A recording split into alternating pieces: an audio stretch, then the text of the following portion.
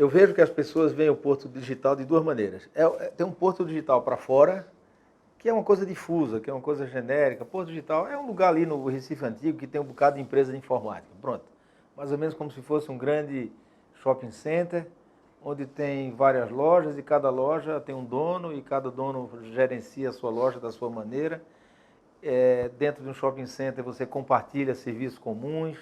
dentro do shopping center você compartilha um marketing comum, tem um bocado de coisas compartilhadas e é bom nesse sentido. Essa analogia é muito comumente feita pelas pessoas. E tem o outro lado do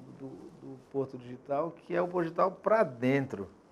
né? Que é o lado mais obscuro, porque as pessoas não sabem exatamente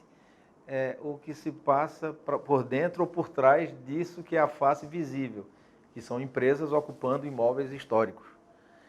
né? Na verdade, o Porto Digital é um sistema local de inovação formatado e configurado conforme o modelo de um chamado parque tecnológico,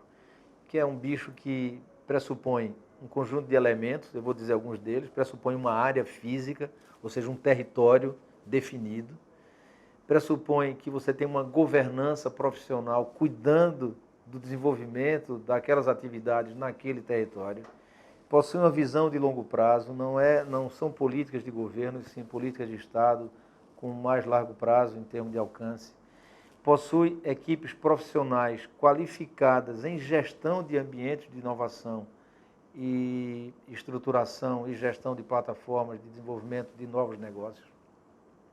possui conexões, seja no plano institucional, com organismos de governo, com organismos públicos, com organismos privados, inclusive, ou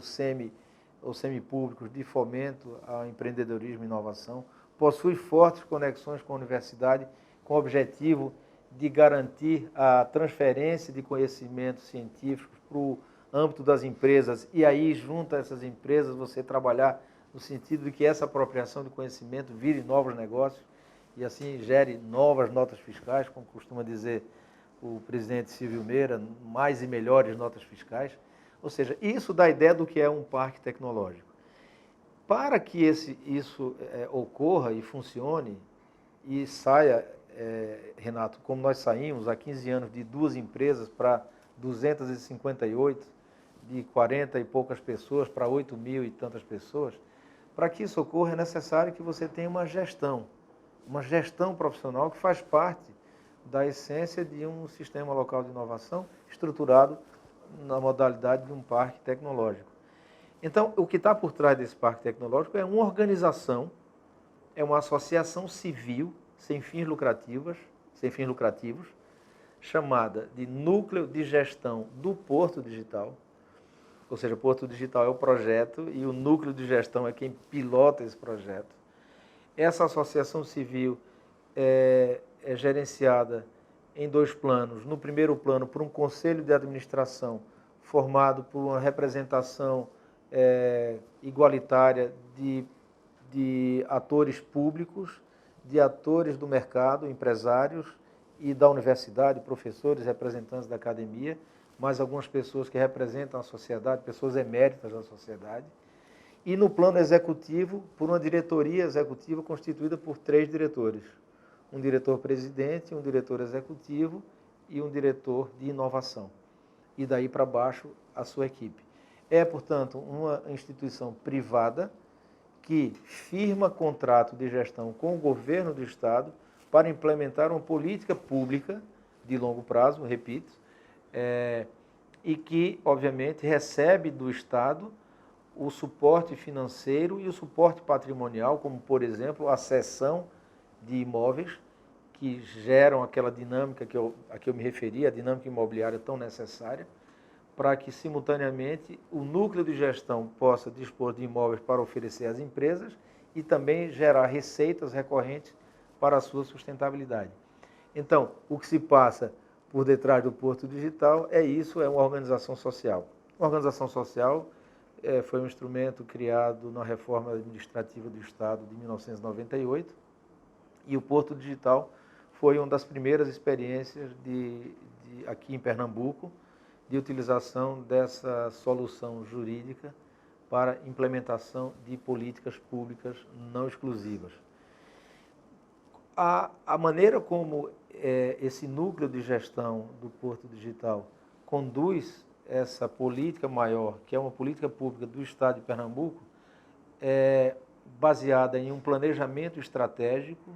que é submetido ao Conselho de Administração e, uma vez aprovado, se converte em compromissos que os executivos, e eu faço parte desse grupo de executivos, se comprometem a implementar. Então, o Estado sinaliza para a sua OS, Núcleo de Gestão do Porto Digital, que está de acordo com aquele planejamento estratégico. Este planejamento estratégico carrega um conjunto muito forte de metas e cabe, obviamente, agora à gestão dessa organização social gerenciar com a maior liberdade possível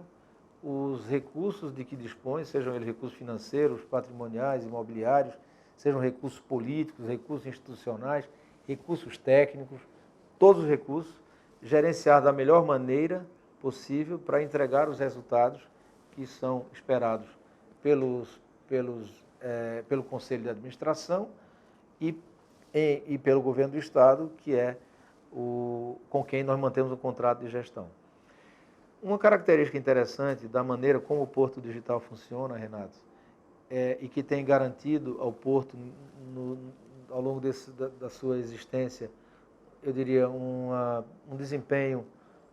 interessante quando você compara com a média das demais OS do Brasil, é a maneira como o Porto busca a sua sustentabilidade financeira. Durante a primeira metade do Porto Digital, os recursos eram egressos fundamentalmente do governo do Estado. Mas a gente sabe que é um Estado é um Estado pobre, o nosso Estado, e que tem tantas prioridades que dificilmente você sustentaria um projeto com esse nível de sofisticação e que geralmente não está na linha de frente das prioridades, qual seja um parque tecnológico, com os recursos do Estado sendo assegurados de forma perene. Então, houve, na segunda metade da existência do Porto Digital, um redirecionamento da sua estratégia de financiamento, a qual voltou-se para a captação de recursos junto à esfera federal. E aqui nós estamos falando claramente de ministérios, como Ciência e Tecnologia, um grande parceiro, Cultura, Ministério das Comunicações, estamos falando de FINEP, estamos falando de CNPq, estamos falando de BNDES, estamos falando de SEBRAE, ou seja, um conjunto de instituições que na institucionalidade brasileira de fomento a negócios e a inovação são muito mais capitalizadas do que o próprio Estado de Pernambuco. De maneira que, nesses últimos anos a que eu me refiro, o Porto Digital montou uma estrutura muito forte de elaboração de projetos e de captação de recursos junto a essas instâncias federais, de sorte que o governo do Estado passou a ser um aportador das contrapartidas requeridas. Portanto, houve uma inversão. A participação do governo do Estado passou a ser uma participação inferior à participação do governo federal, porque ela consiste, em boa medida, no aporte de contrapartidas, sem que o Estado perdesse, obviamente, o caráter de ser o patrocinador do Porto Digital, porque, eu repito, é uma política pública estadual. E aí, atendendo a essa visão de longo prazo, o Porto Digital tomou decisões como, por exemplo, criar um segundo braço, o braço da economia criativa. Essa velocidade, essa flexibilidade a gente tem para propor ao Conselho e dizer, olha, depois de 10 anos trabalhando com tecnologia de informação,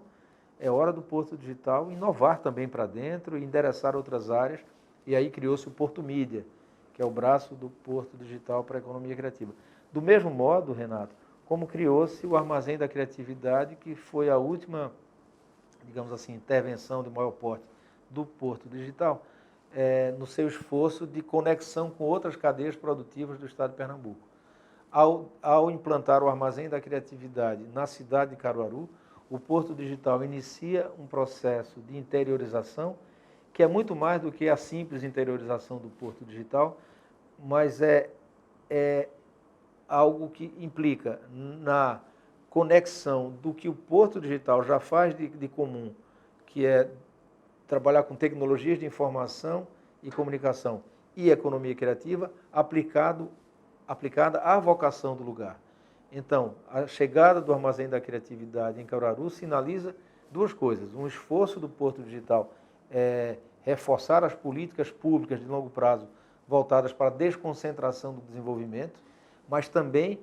no caso específico de Caruaru, voltadas para uma integração com a vocação muito forte daquela cidade, que é a produção de moda e confecções, que se por um lado tem um dinamismo muito grande e é uma atividade economicamente próspera, por outro lado é uma atividade conservadora do ponto de vista da inovação, do ponto de vista do design, do ponto de vista da criação original. Portanto, a chegada do Armazém da Criatividade é voltada para a criação de novos empreendimentos inovadores,